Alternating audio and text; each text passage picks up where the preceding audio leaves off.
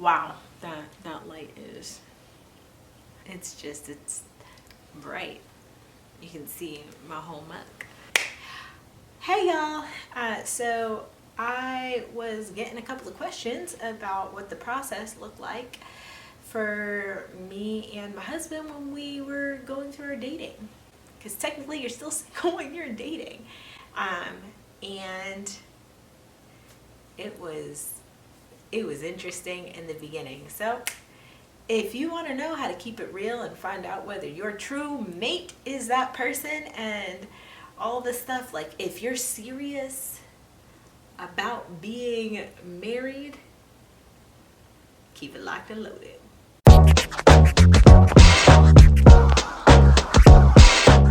Hey you guys, my name is Jillian Defutt. I am wife, mother, entrepreneur, employee, all at the same time. I am asked a lot of questions about relationships and thus have decided to kind of create a little mini series about savoring your season, what to do in this season, and if you are serious about dating, relationships, marriage, all of that stuff, I wanted to kind of create this information just for you. So if that sounds like something you're interested in, or you listened to one of my other videos, podcast things, are friends with me in the internet world, or want to know more, please hit that subscribe button. If this is a video that you actually enjoy, hit the thumbs up. And if you want to know more, leave me a comment and I do read them. I do respond to them. I will gladly put out more content based off of what you want. Anyway, let's kind of get right into it. So my husband and I, we met again via Facebook in December of 2018. During that time frame, I had just come out of a really ugly relationship with somebody who was 41 years old. 41 years old. Mind you, I just turned 30, so at the time I was 28. It was not cute, y'all.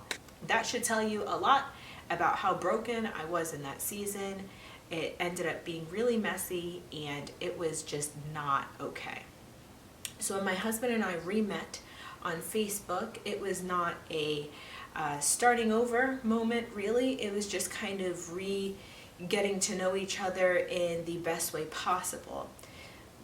My husband tells it that he was really interested in me out the gate.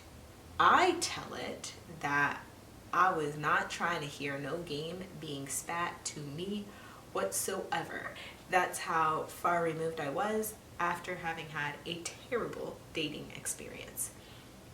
In turn, obviously, after having been deceived, abused, and spat on with this previous relationship, my husband and I weren't husband and wife at the time, but at that moment, I needed to make sure that all of my I's were dotted and my T's were crossed before I even remotely considered anything romantic with this man. And let me tell you, he pursued like crazy. And it's really weird to think about that now, because at the time I thought he was the ugliest person, literally physically wanted to vomit looking at him, thus why I didn't even FaceTime him and only asked him to call me. In that process though, God really allowed for me to think about it from a logical way and really build a foundation on friendship and truth and me knowing all the facts. So what I'm about to tell you is some information that you may or may not like. Do with it what you will, but I think that it is wisdom if the person that you are seeing right now is somebody who you want to spend the rest of your life with.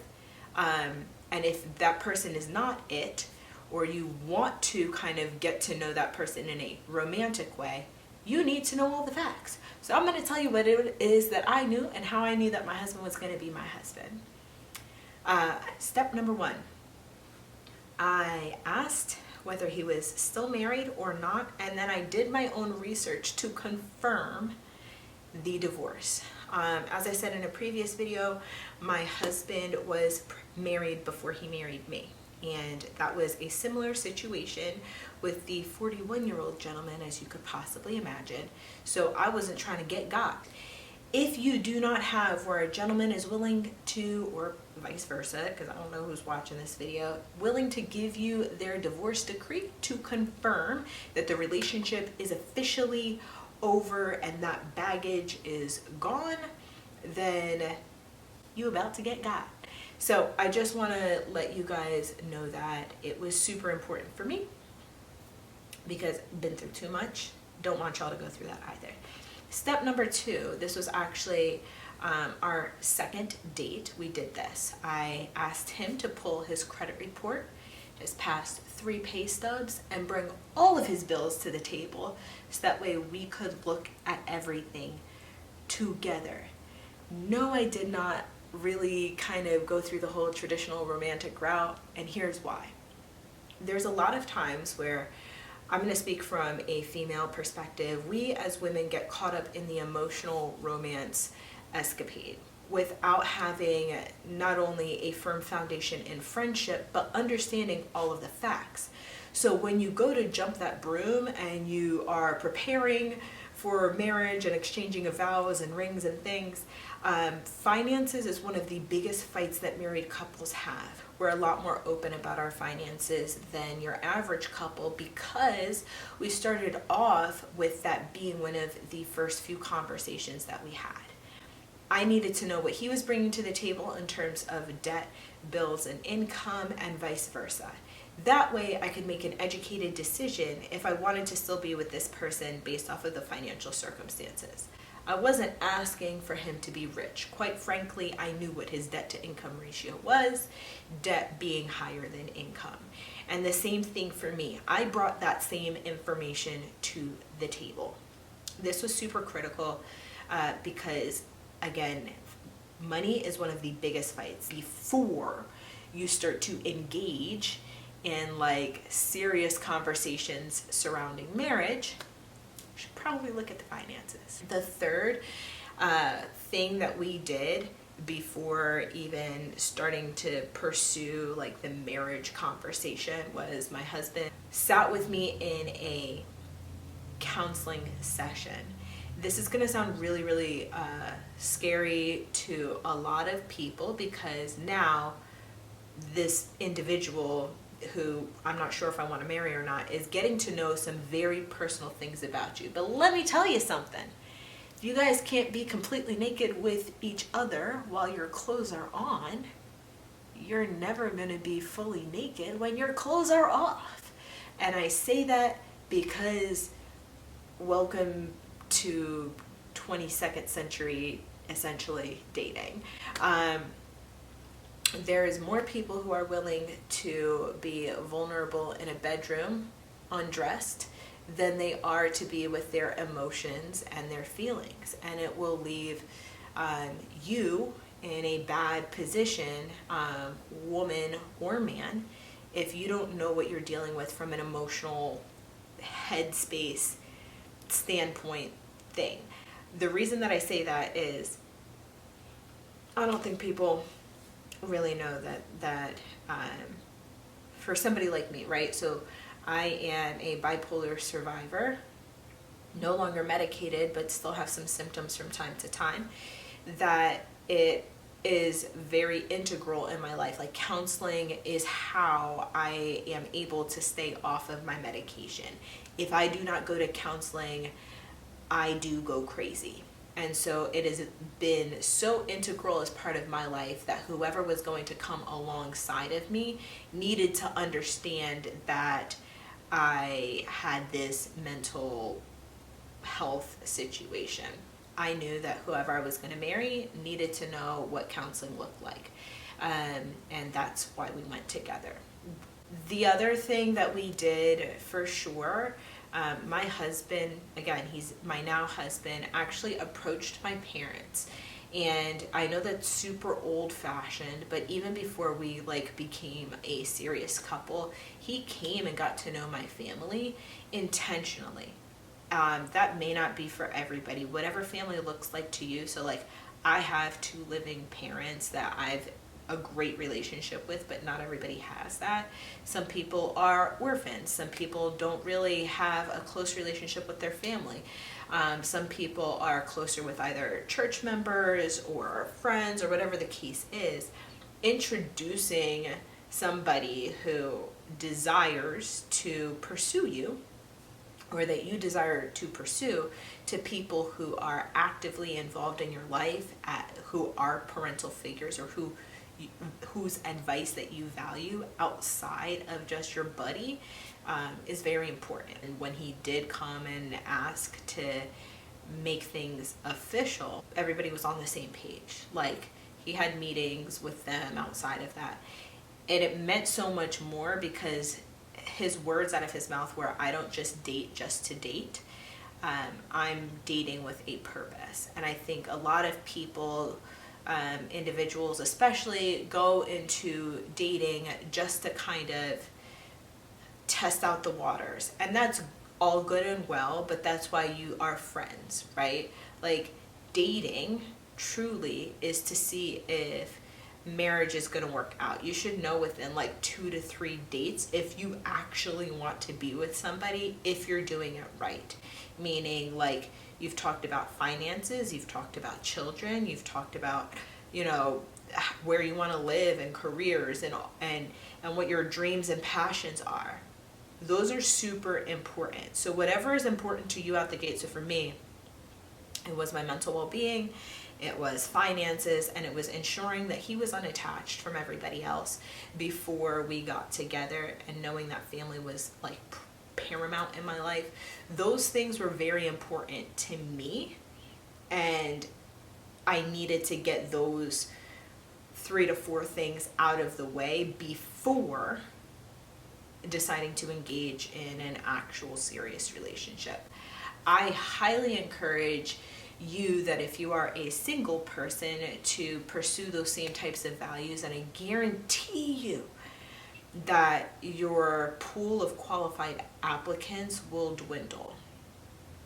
Now, you're probably asking, Jillian, those are some really big things. Like, that's a very scary thing. Like, why would you even do that? First of all, don't engage in romance with somebody that you're not friends with first. I know I mentioned in a video previously that a lot of people desire to get married because they want to have a built-in best friend. However, being best friends does not happen overnight, which means that if you are opening up your legs in hopes that the person is going to stay, right, that is not going to usually result in what you want. What you're giving that person is intimacy without really creating trust before that. So you're opening up the opportunity for your heart to be shattered first. And my husband and I now are really, really close friends, and built that before we slept together. Asterisk, caveat, we did sleep together before we got married, but there was a lot of other complicated things that came with that.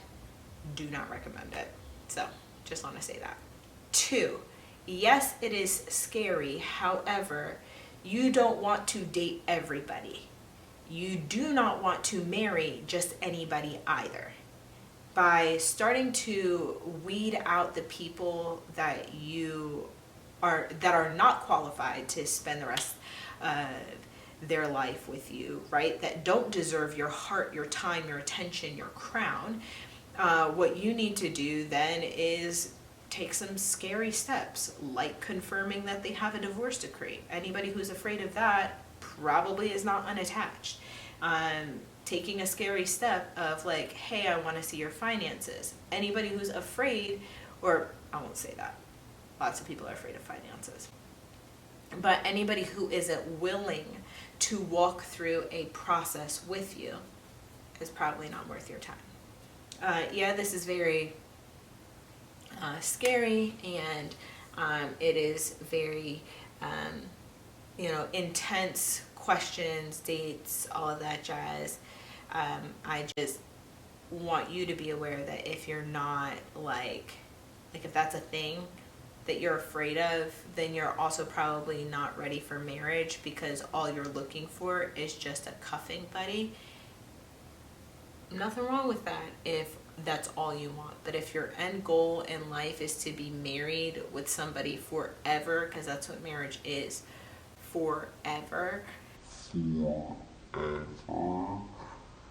and that your non-negotiable is that you guys are not going to get a divorce, then you need to ask those hard questions out the gate, so you know whether they're going to run when it's a tough time anyway. So if any of this resonated with you, by all means, please hit the subscribe button below. Turn on the bell so that way you don't miss any new videos that are coming your way.